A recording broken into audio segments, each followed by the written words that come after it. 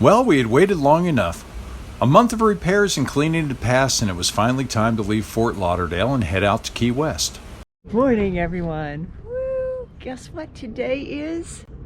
Today is our first sail day. We're leaving Fort Lauderdale, heading toward Miami and over to Key West. We'll see how far we get today. Steve is checking the oil. Oil is good in the port. Nice.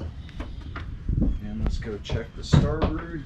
Go to the starboard side. We still have to strap our dinghy a little bit better. Engine oil is very good. Man, that... Meet Tom and Linda. Good friends, great people, and a load of sailing experience.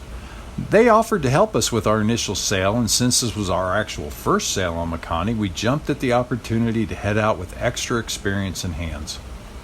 With Tom and Linda comes Lucy, their Border Collie. Lucy's smart as a whip and loves the ocean, but we did quickly learn that you cannot say the D word around her. That's dolphin. Just the word dolphin will drive her crazy in search of her sea friends and results in long barking conversations.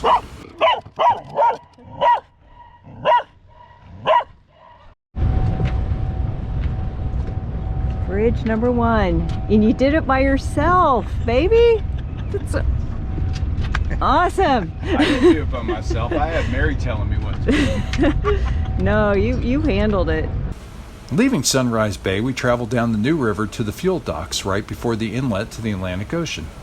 The fuel depot is near the final bridge, which opens every half an hour, and we tried to time our efforts, but failed. Filling our water and fuel caused us to miss the first opening, and then the port engine starter decided it needed some attention, so we missed the second opening.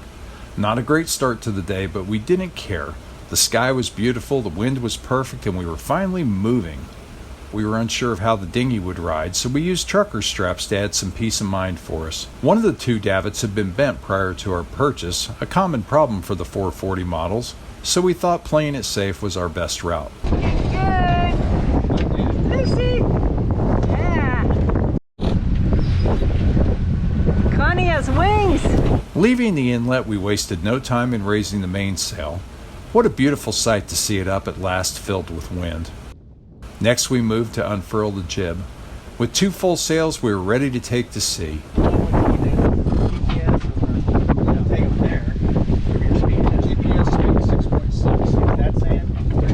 That's probably a paddle wheel. You can set that up and that's the GPS. I don't know where it's at. So we're doing 6 That's great. wind. Take that all day long.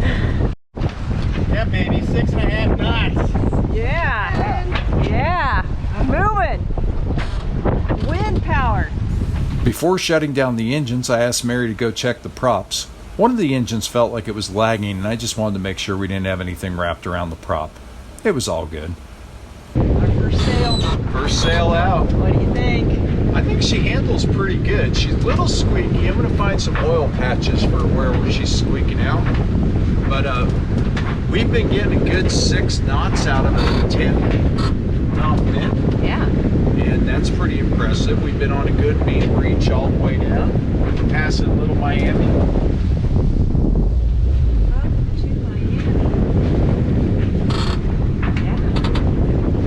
Beautiful day out here. Yeah, it is. Sails look really good. It's amazing how nice the water clears up as soon as you're off. Went from brownish green to deep blue. We're just a mile and a half off the coast.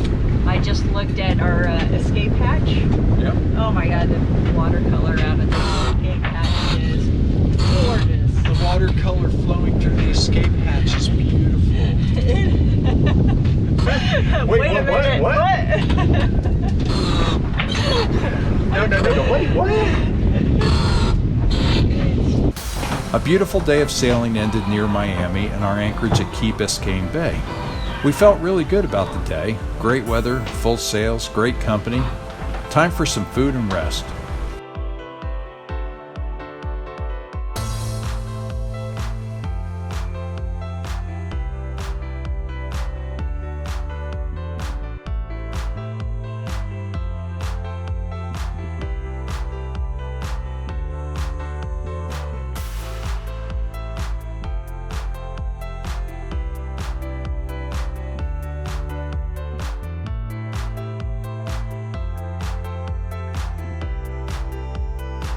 Well, it wasn't the best way to start the day, but one of the heads was not draining the comfort, aka the shower floor drain. It's good to know that there's inline filters to catch hair and other things, but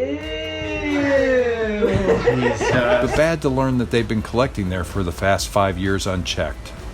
Something new to add to the maintenance list.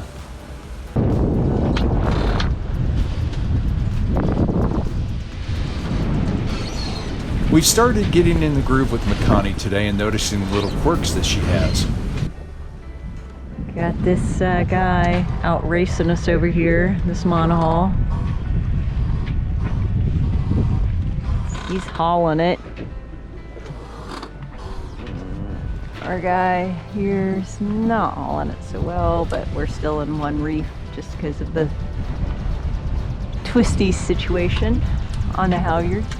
Today's major lesson was that the main halyard developed so much twist when going through the winch that we're not able to fully raise the main due to the line twists at the top of the mast. What's the hammer for? Well, that's the engine starter. When the engine doesn't start, you go down and beat on the solenoid or the starter. But today that was to put a pin back in the halyard. Okay, so it's a multi-use. It's a multi-use tool. That's awesome, babe. Multi-tool. So our wind kind of died off. We're now at 3 knots of wind, and so we've got one engine running to get some speed going. We're going to cut short on an anchorage today and go in about an hour early. But that's fine. Yeah. It's been a fun day. A beautiful day. The wind has been good till now, so. Yeah, we're not gonna complain about it. Right now we're doing almost 6 knots. Almost. So we'll take 6. And oh my God, look at this water. Oh, look at that green water over there. Oh. Wow. Beautiful. The color, not the seaweed. So I thought about honking that horn behind you to see if you would jump, and then I had this image of the camera flying overboard. Yeah. Well, we've already used it. Yes, twice. Twice. Crazy story. Crazy story.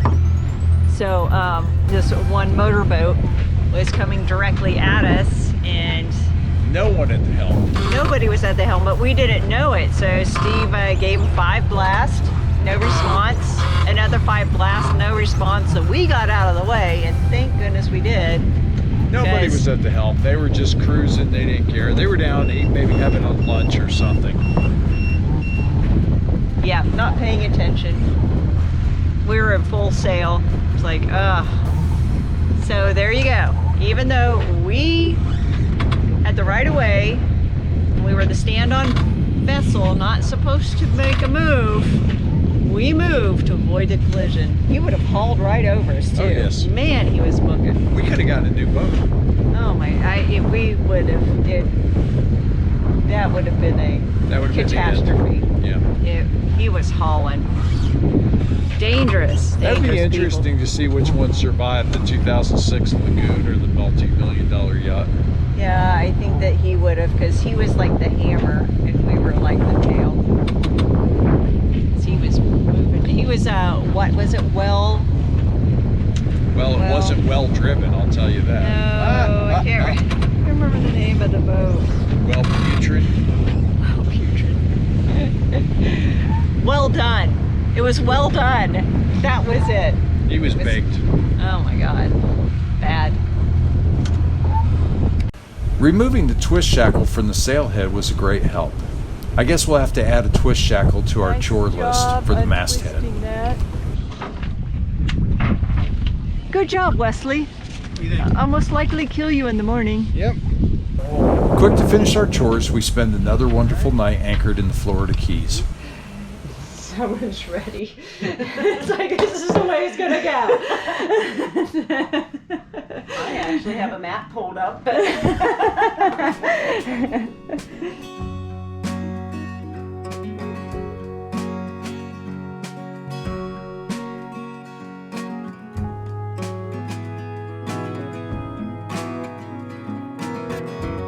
Morning time, a cup of coffee in hand, and it's time to pull the hook and head out. Our vessel didn't come with a handheld remote for the windlass, so we've developed a series of hand signals to accomplish this task. Woohoo! 7 knots! 7 knots, baby! With a reef in.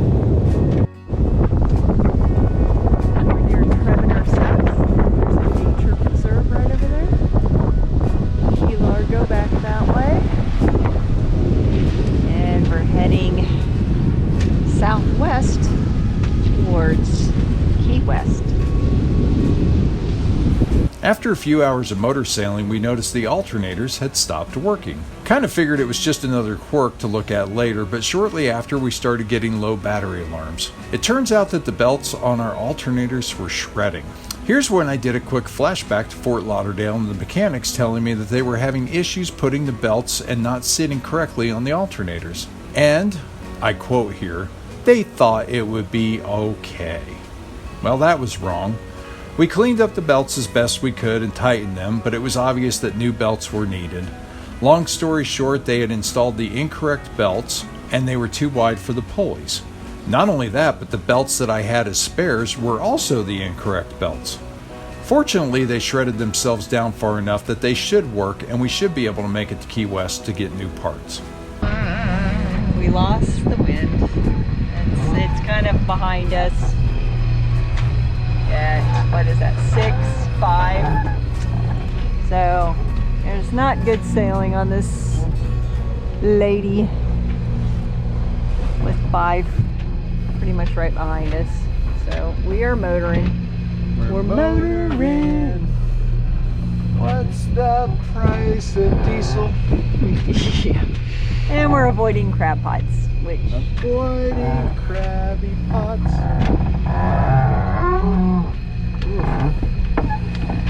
Yep. After a full day, we make it to Bahia Honda Key Anchorage. This unique anchorage is a blessing for getting a break from the wind, but the entry is through a broken section of railroad trestle, so it does test your nerve. A friend that we had sailed with in January was anchored there for the evening as well, so we had a nice supper and shared some beers. It's great to meet new friends as you travel and then cross paths with them over and over again.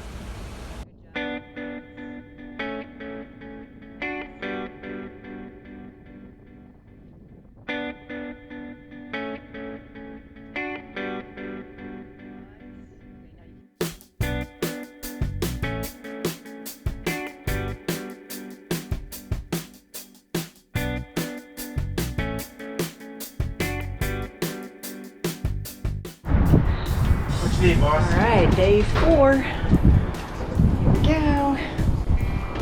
We're at Bahia Honda Key and look at our anchorage. We tucked inside this between these 2 bridges. There's a nice RV park over there. Little marina over that way. We'll head that way and that way. We'll be in Key West by tonight. That beep is a warning that we have water intrusion in our port sail drive. Still day 4. Still in the same area.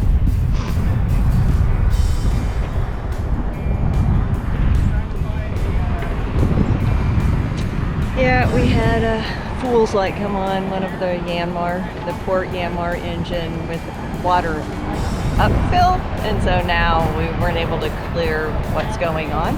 So we're having to go online and figure it out. So we anchor back up and see what's going on. Checking the sail fluid, we notice something the consistency and color of golden mustard. Looks like it's going to be a 1-engine day. Counting our blessing though, we're pulling into Key West tonight and we should be able to have parts stores and mechanics and be able to facilitate some repair work. Dolphins! Dolphins! Alright, more crab pots. Full sail today. Day 4. Dodging crab pots, but full sail. Woo! You want to shackle the tire on the lifeline?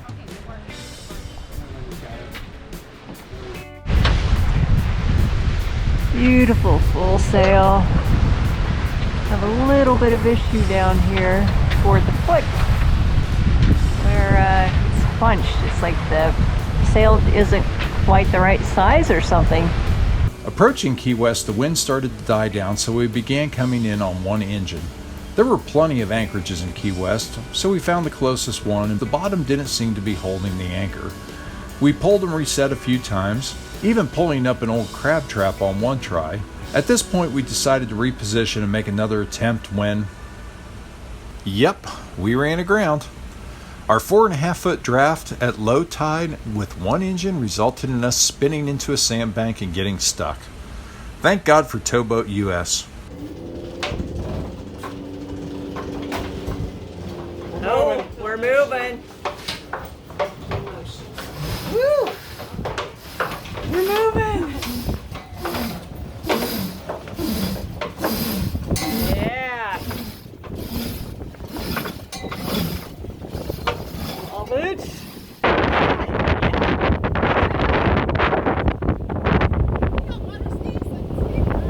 Well,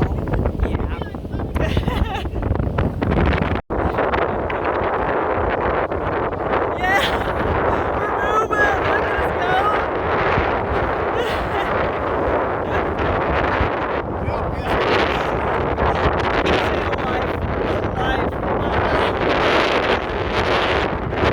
I'm so glad that the anchor came in handy. We all just did what we needed to do. I think we worked really well as a team. You know? First anchor was chattering across a granite field. The last part of our journey was, well, a bit embarrassing, but the goal was accomplished. We're in Key West, we're anchored, and it was time to start facilitating repairs. Well, it's not a bad idea to dive on the boat after you've been aground and check the bottom, make sure we haven't caused any damage. Fortunately, sand against the hull doesn't seem to do much damage, but she's a heavy girl and it still took a tow to get her off the sand, so...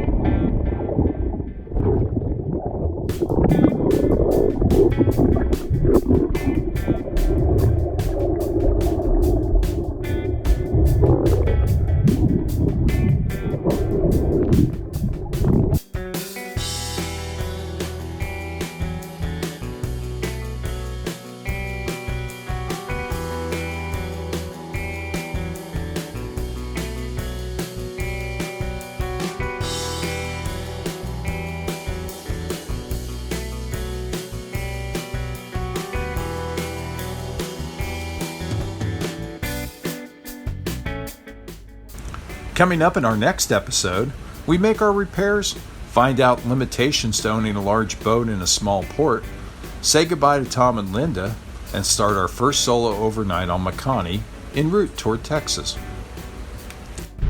Red on the left this time. Red on the left. Thanks for watching our crazy adventures. Remember to find your dream and own it. Safe travels, everyone. If you enjoyed the video, please remember to click like and subscribe.